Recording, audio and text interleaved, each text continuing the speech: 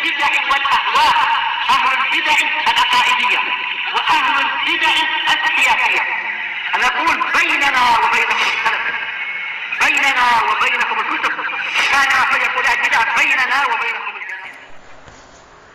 الحمد لله حمدا كثيرا طيبا مباركا فيه كما يحب ربنا ويرضاه. أشهد أن لا إله إلا الله وحده لا شريك له وأشهد أن محمدا عبده ورسوله صلى الله عليه وعلى آله وأصحابه ومن تبعهم بإحسان إلى يوم الدين. أما بعد. Ikhwanil kiram rahimani wa rahimakumullah. Pertemuan yang lalu kita telah sampai pada Asma Allah yang ke-24, yaitu apa?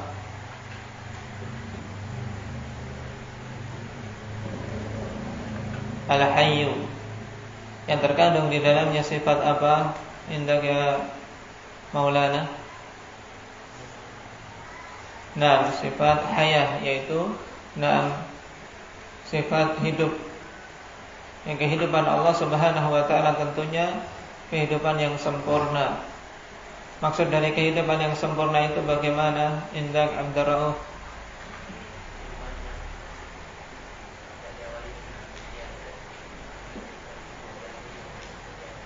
Nah, kehidupan yang tidak diawali dengan ketidakadaan dan tidak diakhiri dengan kematian.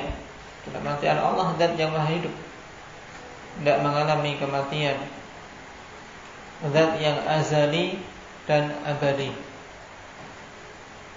Juga kehidupan yang sempurna, karena Allah Subhanahu wa ta'ala disifati dengan semua sifat-sifat kesempurnaan, tidak ada cacat dan kekurangan padanya. Nah, dan istahidu ikhwanillah adalah menghafal nama-nama ini. Kenapa? Karena padanya keutamaan. Baik, ini lebih dari sekadar seorang menghafal al-kalamu huwa lamdun murakkabul mufidu bil wada'i. Nah, baik, kenapa? Karena ini ilmu ghayah. Nah, ilmu ghayah. Ya, kalau seorang menghafal sambil mengingat-ingat namanya, maknanya, ini padanya faedah yang besar. Baik. Dan Syekh rahimahullah taala di sini menyusun khalifillah. Nah, baik, dengan susunan yang mudah untuk dihafal. Diurutkan dengan urutan hijaiyah seperti urutan kamus, sehingga mencarinya pun ketika mau merujuk mencarinya seperti urutan kamus. Nah, baik. Seorang ketika belum mengetahui rahasia dari susunan terkadang sulit menghafal. Tapi kalau sudah tahu, oh ini ternyata susunannya susunan kamus, insya Allah lebih mudah. Ba dulu, nama-nama Allah yang diawali dengan ba, selesaikan. Kemudian jim, atau kemudian ta dulu, at-tawwab, kemudian jim, al-jabbar, dan seterusnya. Nah, istahid. Karena yang dijanjikan tidak main-main, ya kan? Yang dijanjikan apa? Dakhalal jannah. Nah, Allah Subhanahu wa ta'ala menjanjikan dengan surga. Dan ini salah satu jalannya. Nah, salah satu upaya dan upaya dasar, upaya awal untuk bisa meraihnya.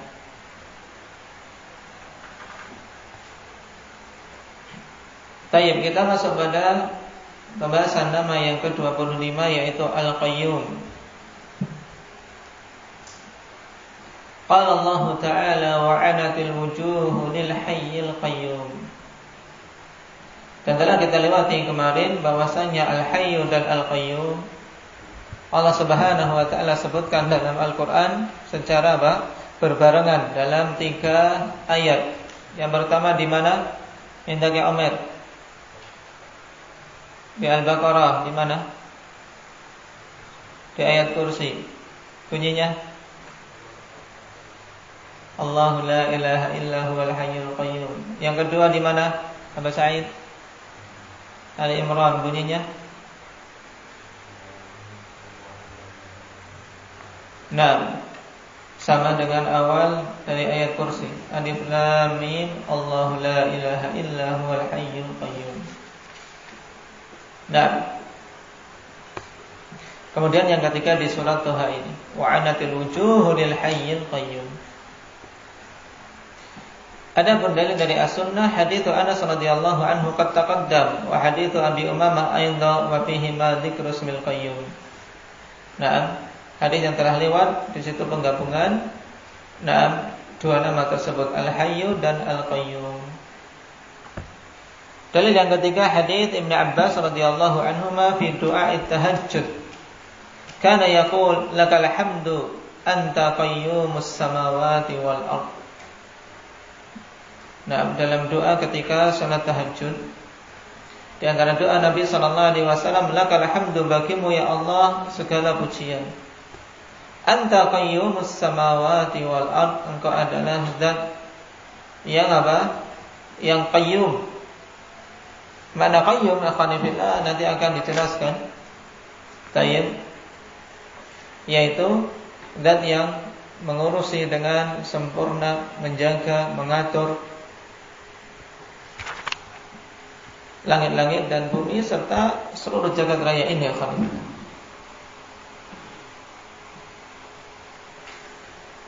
Yang diringkas oleh Ibnu Qayyim dalam Nuniyah beliau mengatakan hadza wa min awsafihi al-qayyum wal qayyum fi awsafihi amrani ahaduhuma al-qayyum qa'imun bi nafsihi wal kaunu qama bihi huma al-amrani wal awwal istighna'uhu 'an ghairihi wal faqru min kulli ilayhi tsani wal wasfu fil qayyum dzu sya'nin kadza mawsufuhu aidan 'azimus syani.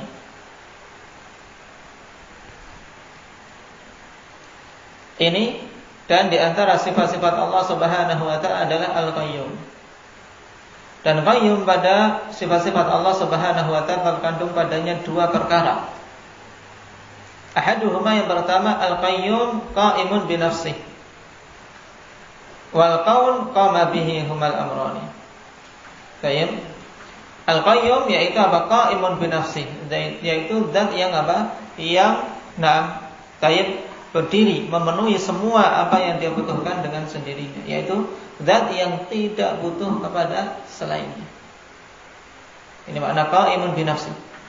Itu zat yang tidak butuh kepada selainnya, yang semua perkara ikhwanillah dia cukupi sendiri. Sedangkan wal kaun dan jagat raya ini qama bihi, yaitu jagat raya bisa tegak, bisa berjalan, yaitu dengan apa? Dengan pengaturan Allah Subhanahu wa taala. Huma al-amrani, keduanya dua perkara yang berbeda. Satunya al-qayyum, satunya apa? Al-kaun, yaitu jagat raya ini. Wal awwalu istighna'uhu 'an ghairihi wal faqru min kulli ilaihi tsani. Nah, yang pertama yaitu al-qayyum, yaitu Allah Subhanahu wa taala, istighna'uhu 'an ghairihi, yaitu tidak butuhnya Allah Subhanahu wa taala kepada selainnya. Naam, zat yang maha kaya, tidak butuh kepada selainnya. Wal faqru min kulli ilaihi ats-tsani. Naam, dan kebutuhan dari semua perkara, ya. Ya, wal faqru min kullin ilaihi ats-tsani. Nah, kefakiran yaitu butuh semuanya, alhamdulillah. Semua makhluk ini butuh kepada Allah Subhanahu wa taala, itu untuk yang kedua, yaitu untuk kedudukan makhluk. Ini maksudnya. Tayyib. Wal wasfu bil qayyum dzu sya'ni kadza mausufuhu aidan 'azimus syani. Nah, dan bersifatan dengan qayyum demikian. Tayyib. Dan juga mausuf, yaitu zat yang disifati dengan qayyum, yaitu zat yang maha agung. Sehingga dari penjelasan ini alhamdulillah kita ketahui bahwasanya makna qayyum bisa digabungkan apa? Qa'imun bi nafsihi, muqimun li ghairihi. Ini makna qayyum. Naam. Yang apa? Yang disimpulkan dari penjelasan Al-Qayyim dalam nuniyahnya, yaitu qa'imun bi nafsi, yaitu zat yang apa? Yang berdiri sendiri, dalam artian zat butuh kepada orang lain. Kemudian yang kedua, muqimun li ghairihi, dialah yang mencukupi, mengatur, menjaga semua perkara selainnya. Di seluruh jagat raya ini Allah yang mengaturnya. Baik, ini dua kandungan dari makna Al-Qayyum. Qala Al-Baihaqi huwal qa'imud da'imu bila yazawal. Dialah zat yang senantiasa tegak. Dalam artian tidak pernah Allah Subhanahu wa taala butuh kepada yang lain. Ad-da'im yang selama-lamanya bila zawalin, tidak pernah kemudian Allah Subhanahu wa taala itu akan musnah atau diakhiri dengan kematian, tidak akan pernah. Qala Ibnu Jarir al-Qayyimu bihifdzi kulli syai'in wa rizqihi wa tadbirihi wa tasrifihi fima syaa wa ahabba min taghyirin wa tabdilin wa ziyadatin wa naqsin. Ibnu Jarir mengatakan al-Qayyum yaitu al-Qayyim bihifdzi kulli syai', yaitu zat yang apa? Menanggung penjagaan segala sesuatu. Semua perkara Allah yang menjaganya. Dan memberikan rezeki, mengatur pada apa-apa yang Allah kehendaki dan Allah sukai. Baik itu berupa taghyir wa tabdil, berupa perubahan-perubahan dan penggantian-penggantian. Juga wa ziyadatin wa naqsin, berupa penambahan dan pengurangan. Itu semuanya Allah Subhanahu wa taala yang menanggungnya. Ini kandungan dari makna Al-Qayyum.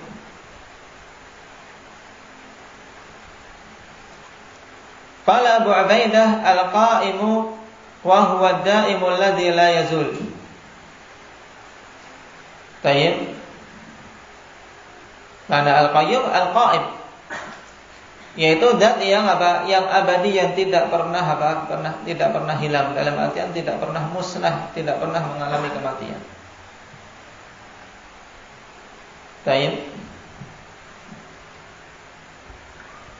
Ini makna Al-Qayyum yang kesimpulannya tadi afanifillah, kembali ke zat Allah Subhanahu wa taala, bahwasanya Allah zat yang qa'imun bi nafsi, berdiri sendiri, tidak butuh kepada yang lain maksudnya. Kemudian muqimun li ghairi, yang mengatur, menjaga makhluk-makhluknya. Ini makna dari nama Allah Subhanahu wa taala apa, Nabil? Al-Qayyum. Baik. Intinya apa berarti makna Al-Qayyum? Intinya Mukasha. Maksudnya berdiri sendiri bagaimana? Berarti lebih mudahnya agar tidak menimbulkan pertanyaan berikutnya, yaitu apa? Zat yang tidak butuh kepada selainnya, dan dialah yang mencukupi semua kebutuhan makhluk-makhluknya. Baik. Karena mungkin seorang akan tidak paham zat yang berdiri sendiri maksudnya bagaimana. Ya tidak. Berdiri sendiri, nanti malah muncul pemahaman salah. Padahal yang dimaksud dengan qa'imun bi nafsi yaitu apa? Zat maksudnya zat yang apa? Zat yang tidak butuh kepada selainnya. Maka makna ini yang diingat-ingat. Baik, yaitu zat yang tidak butuh kepada selainnya, dan dialah yang mengatur semua kebutuhan makhluk-makhluknya. Yang butuh dijaga, Allah jaga. Yang butuh rizki, Allah berikan rizki. Yang butuh kesembuhan, Allah berikan kesembuhan, jika Allah Subhanahu wa taala menghendaki semua itu. Mafhum? Ini makna Al-Qayyum. Sehingga afanifillah, rahasia atau di antara hikmah digabungkannya Al-Hayyu dan Al-Qayyum ini sangat jelas. Al-Hayyul Qayyum, Allahu la ilaha illa huwal Hayyul Qayyum. dikaitkannya dengan apa? Dengan kalimatut tauhid. Nah, karena memang zat yang sifatnya seperti ini, zat yang senantiasa hidup, dalam artian tidak pernah dan tidak akan mengalami kematian. Dialah yang berhak diibadahi, ya tidak. Kemudian zat yang apa? Tidak butuh kepada selainnya. Kemudian dialah yang mencukupi semua kebutuhan kita. Dialah yang paling berhak untuk diibadahi. Nah, ini harus dipahami dengan baik. Adapun makhluk ikhwani fillah, mereka sekuat apapun tetap butuh kepada yang lain. Tetap butuh kepada yang lain. Ya ayyuhan nas antumul fuqara ila Allah. Wahai sekalian manusia, kalian itu butuh. Hamba-hamba yang butuh, hamba-hamba yang fakir kepada Allah Subhanahu wa taala. Dan kita harus terpatri pada diri kita ikhwani fillah, kefakiran ini, yaitu kebutuhan kita kepada Allah Subhanahu wa taala. Nah, cuman manusia kadang kalau mendengar kata fakir, yang terlintas pada dirinya adalah apa? Masalah duit saja, masalah harta saja. Padahal di sana ada kefakiran yang lebih dari itu. Kita butuh kepada apa? Kepada ilmu, butuh kepada rahmat Allah Subhanahu wa taala, butuh semuanya dari Allah. Nah, sisi-sisi yang sifatnya ukhrawi, berhubungan dengan keselamatan kita di akhirat. Baik. Kemudian nama yang ke-26, Al-Khabir. Qala Allah Ta'ala, "Alimul ghaibi wasyahadati wa huwal hakimul khabir."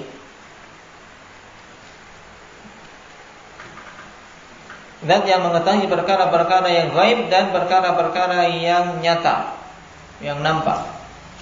Semuanya Allah mengetahuinya. Wa huwal hakimul khabir, dan dia adalah al-hakim dan al-khabir, yang maknanya nanti akan disebutkan. Qala wa qad warada hadzal ismu fi 45 mawdi'an fil Qur'an. Nama ini telah datang di dalam Al-Qur'an pada 45 tempat.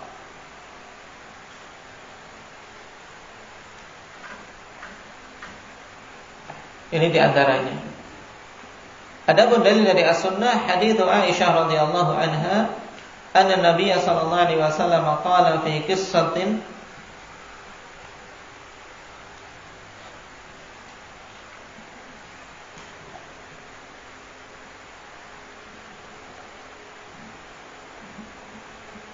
tattabi'uha lahu ila al-Baqi'. Faqala la tukhbirini aw la yukhbiranni al-latiful khabir.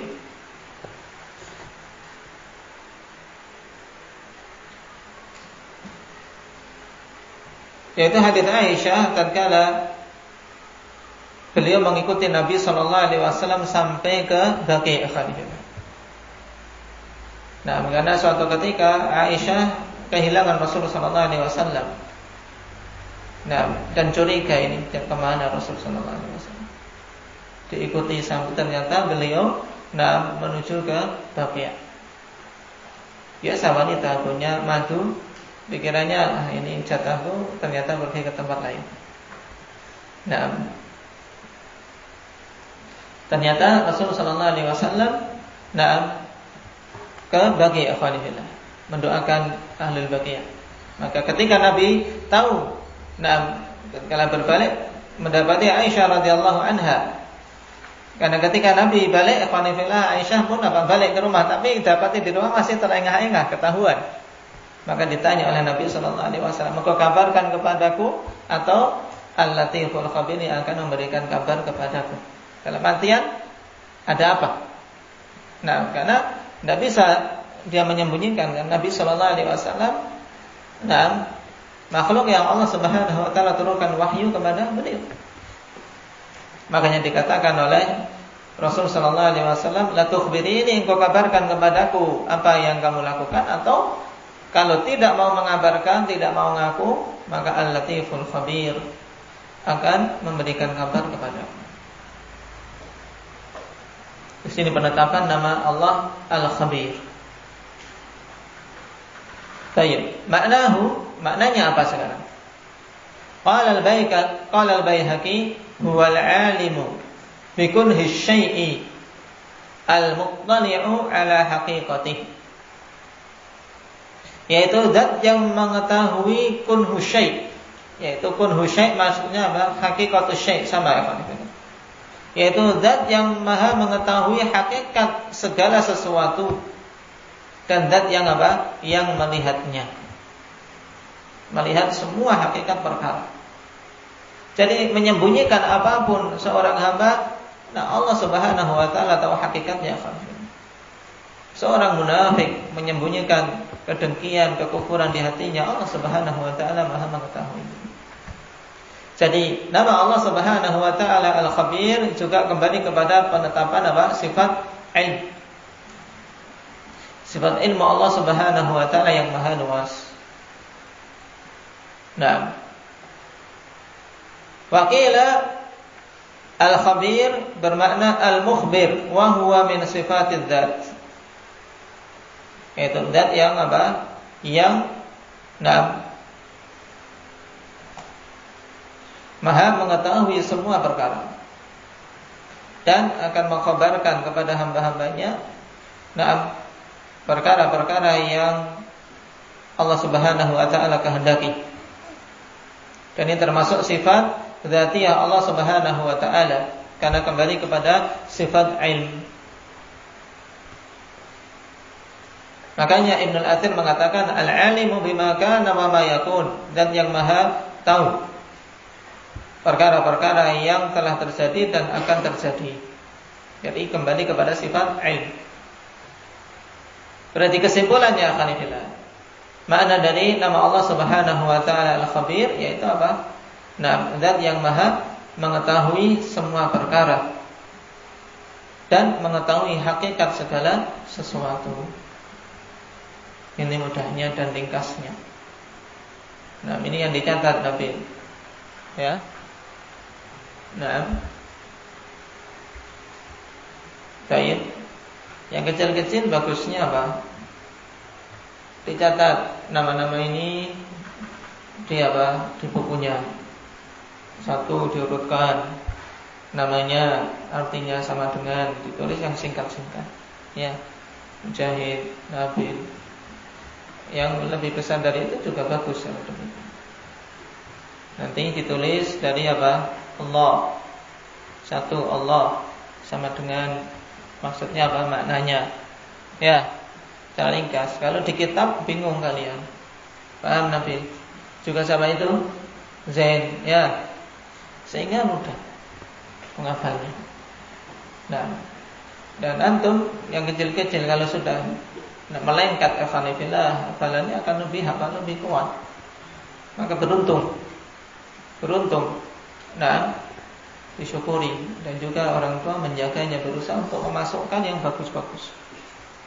Karena kalau sudah masuk di hati mereka, ikhwanifillah, itu lebih terukir kuat.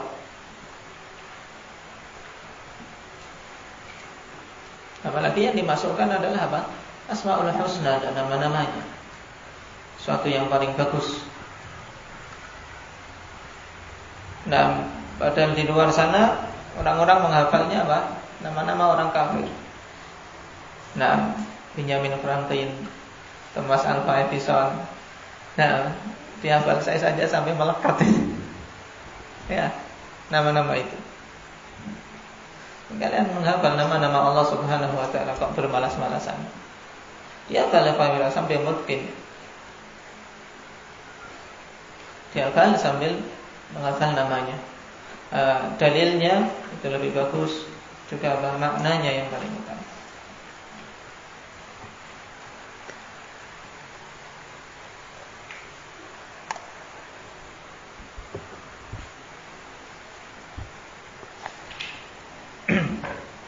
Apa tadi berarti makna dari Al-Khabir? Jahid.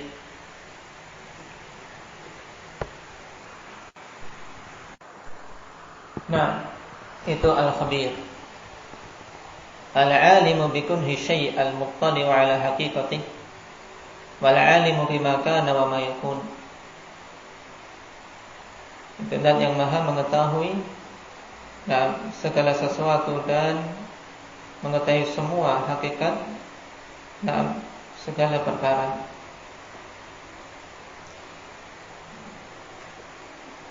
Nama berikutnya Al-Khaliq.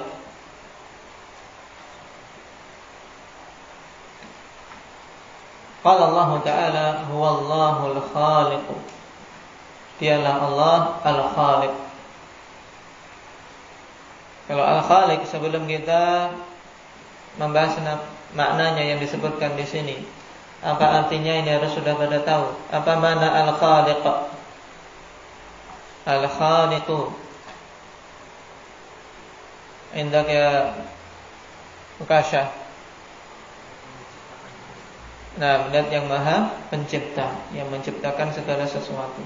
Baik, santai. Dalil dari as-sunnah hadits Abi Hurairah radhiyallahu anhu marfu'an. Wa man azlamu mimman dhahaba yakhluqu ka khalqi. Di sini penetapan sifat penciptaan.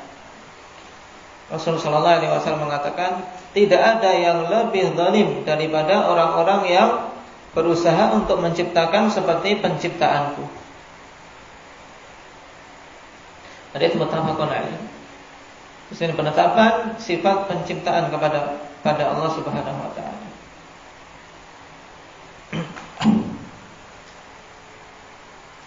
Qala wa in kana al-ismu fil hadithi bi suratil fi'li illa annahu qad thabata fil Qur'ani ma yashhadu lahu wa jaa bi nahwihi an jam'in min as-sahabah.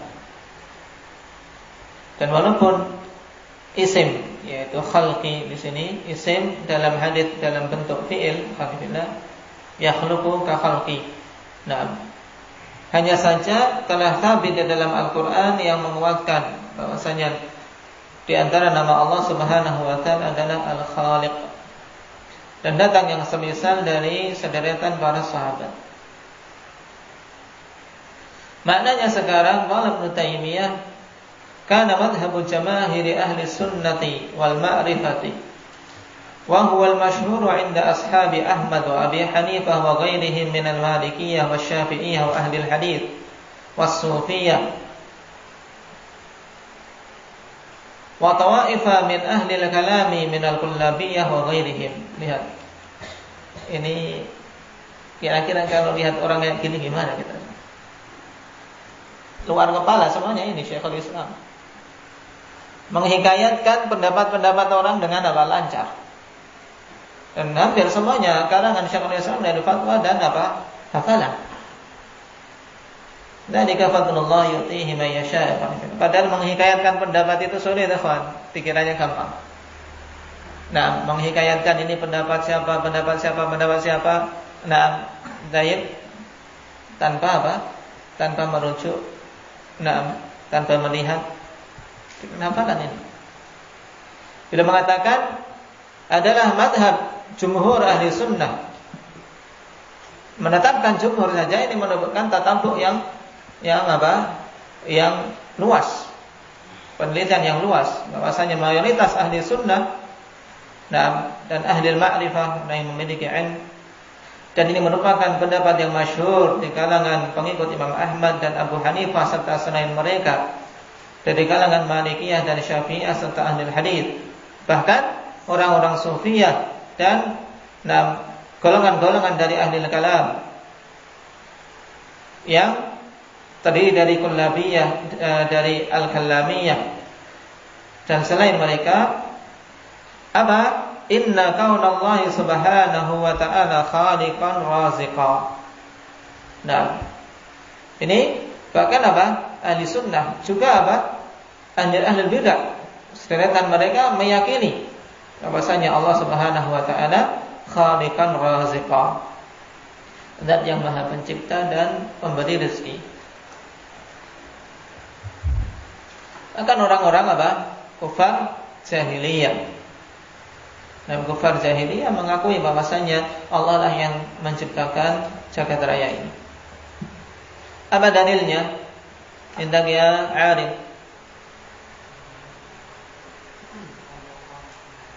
La, yang menunjukkan bahwasanya orang-orang kufar jahiliyah meyakini bahwasanya Allah dan yang Maha Pencipta.